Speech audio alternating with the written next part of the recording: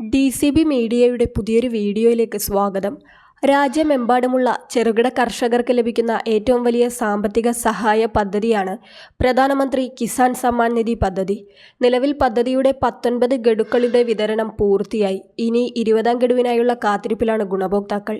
20ാം ഗഡുവിന്റെ വിതരണവുമായി ബന്ധപ്പെട്ടൊക്കെ വന്നിരിക്കുന്ന പ്രധാന അറിയിപ്പുകളാണ് നിങ്ങളുമായി ഷെയർ ചെയ്യുന്നത്. ചാനൽ ആദ്യമായി കാണുന്നവർ സബ്സ്ക്രൈബ് ചെയ്യുക. വീഡിയോ ഇഷ്ടമായാൽ ലൈക്ക് ചെയ്യുക. ഫേസ്ബുക്കിൽ കാണുന്നവർ പേജ് ഫോളോ കൂടി ചെയ്യുക. രാജ്യത്തുടനീളമുള്ള കർഷകരെ സാമ്പത്തികമായി സഹായിക്കുന്നതിന്റെ ഭാഗമായി ആരംഭിച്ച പദ്ധതിയാണ് PM കിസാൻ സമ്മാൻ നിധി. നിലവിൽ 19 ഗഡുക്കളിലൂടെ 38,000 രൂപ PM കിസാൻ അംഗങ്ങളായ കർഷകർക്ക് ഇതിനോടകം തന്നെ ലഭിച്ചു കഴിഞ്ഞു. വർഷത്തിൽ 6,000 രൂപ 3 ഗഡുക്കളിലായി 4 മാസത്തിലൊരിക്കൽ 2,000 രൂപയായാണ് പദ്ധതിയിലൂടെ വിതരണം ചെയ്യുന്നത്. നമ്മുടെ കേരളത്തിലും 25 ലക്ഷത്തോളം കർഷകർക്ക് ഈ ആനുകൂല്യം ലഭിച്ചു വരുന്നുണ്ട്. നിലവിൽ 20ാം ഗഡുവിനായുള്ള കാത്തിരിപ്പിലാണ് PM കിസാൻ നിധി ഗുണഭോക്താക്കൾ. 20ാമത്തെ ഗഡു വിതരണത്തിന്റെ കാലയളവ് ഈ ഏപ്രിൽ മാസം 1-ാം തീയതി മുതൽ ആരംഭിച്ചിരിക്കുകയാണ്. ഏപ്രിൽ, മെയ്, ജൂൺ, ജൂലൈ എന്നീ 4 മാസങ്ങളിലായാണ് ഈ 20ാം ഗഡുവിന്റെ വിതരണ കാലാവധി. ഈ ഏപ്രിൽ മാസമോ അല്ലെങ്കിൽ മെയ് മാസമോ PM കിസാന്റെ 20ാം ഗഡുവിന്റെ വിതരണം ഉണ്ടാകുമെന്നാണ് സൂചനകൾ എത്തുന്നത്. തിരിച്ചു നൽകേണ്ടാത്ത ഈ ധനസഹായം കർഷകർക്ക് വളരെ ആശ്വാസമാണ്. അതുമാത്രമല്ല, കിസാൻ നിധിയിലെ അംഗങ്ങൾക്ക് കേന്ദ്ര സർക്കാരിന്റെ ഭാഗത്ത് നിന്ന് കിസാൻ ക്രെഡിറ്റ് കാർഡ് വായ്പ എന്ന രീതിയിൽ ഒരു ലോൺ പദ്ധതി കൂടി നടപ്പിലാക്കുന്നുണ്ട്. ഏപ്രിൽ മാസം മുതൽ പുതുക്കിയ നിരക്കായ പരമാവധി 5 ലക്ഷം രൂപ വരെ വായ്പ നമുക്ക് ഈ പദ്ധതിയിലൂടെ ലഭിക്കും. മാത്രമല്ല, പലിശ സബ്സിഡി ഉൾപ്പെടെയുള്ള ആനുകൂല്യങ്ങളും ഇതിലുണ്ട്. കൂടാതെ ഈടില്ലാതെ ഈ പദ്ധതി വഴി വായ്പ ലഭിക്കുന്നതാണ്. 1,60,000 രൂപയായിരുന്നു മുൻപ് KCC വായ്പാ പദ്ധതി വഴി ഈടില്ലാതെ വായ്പയായി ലഭിച്ചിരുന്നതെങ്കിൽ അത് 2 ലക്ഷമായി ഉയർത്തിയിട്ടുണ്ട്. അത്തരത്തിൽ ഈടുരഹിത വായ്പയായി 2 ലക്ഷം രൂപ ലഭിക്കുന്നത് കർഷകർക്ക് വലിയൊരു ആശ്വാസം തന്നെയാണ്. ഇനി നമുക്ക് ആവശ്യത്തിന് കൃഷിസ്ഥലവും കൃഷിയുമൊക്കെ ഉണ്ടെങ്കിൽ ഈടുകൂടി നൽകി നമുക്ക് 5 ലക്ഷം രൂപ വരെ വായ്പ എടുക്കുവാൻ ഈ പദ്ധതി വഴി സാധിക്കും.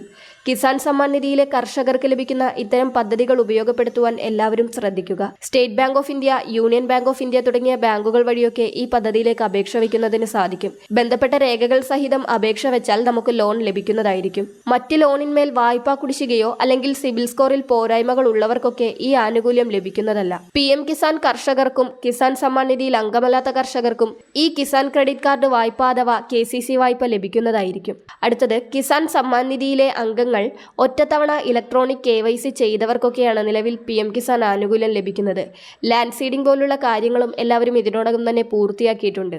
അതിനാൽ തന്നെ ഇനി എല്ലാ അംഗങ്ങൾക്കും തടസ്സമില്ലാതെ ഈ ആനുകൂല്യം അക്കൗണ്ടിലേക്ക് എത്തിച്ചേരും.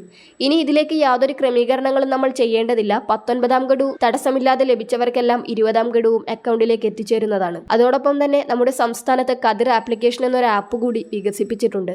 സംസ്ഥാനത്തെ കർഷകർക്ക് സർക്കാരിന്റെ വിവിധ സാമ്പത്തിക സഹായങ്ങൾ, സബ്സിഡി സ്കീമുകൾ, വിള ഇൻഷുറൻസ് തുടങ്ങി കാർഷിക മേഖലയുമായി ബന്ധപ്പെട്ട ആനുകൂല്യങ്ങളും സേവനങ്ങളുമെല്ലാം ലഭിക്കുന്നതിനാണ് കതിർ ആപ്പിൽ രജിസ്ട്രേഷൻ ചെയ്ത് ID ക്രിയേറ്റ് ചെയ്യണമെന്ന് സർക്കാർ അറിയിച്ചിരിക്കുന്നത്. PM കിസാൻ സമ്മാൻ നിധിയിലുള്ളവരും കിസാൻ നിധിയിൽ അംഗമല്ലാത്ത കർഷകർക്കും കർഷക ID ജനറേറ്റ് ചെയ്യാം. കൃഷിഭൂമിയുമായി ബന്ധപ്പെട്ട രേഖകൾ, കർഷകന്റെ details, Aadhaar, bank account details, കർഷകന്റെ ഫോട്ടോ, ഇങ്ങനെയുള്ള വിവിധ കാര്യങ്ങളാണ് കതിർ ആപ്പിൽ രജിസ്റ്റർ ചെയ്യുന്നതിന് വേണ്ട രേഖകൾ. അതിനാൽ തന്നെ കതിർ ആപ്പിൽ രജിസ്റ്റർ ചെയ്യുവാൻ കർഷകരെല്ലാം ശ്രദ്ധിക്കുക. എന്നാൽ PM കിസാൻ ആനുകൂല്യം ലഭിക്കണമെങ്കിൽ കതിർ ആപ്പിൽ രജിസ്റ്റർ ചെയ്യണമെന്ന വാർത്തകളൊക്കെ എത്തിയിരുന്നു. എന്നാൽ അത്തരത്തിലൊരു നിർദ്ദേശം സർക്കാരിന്റെ ഭാഗത്തു നിന്നും വന്നിട്ടില്ല എന്ന കാര്യം എല്ലാവരും മനസ്സിലാക്കുക. വളരെ പ്രധാനപ്പെട്ട ഈ ഇൻഫർമേഷൻ മറ്റുള്ളവർക്ക് കൂടി ഷെയർ ചെയ്യുക.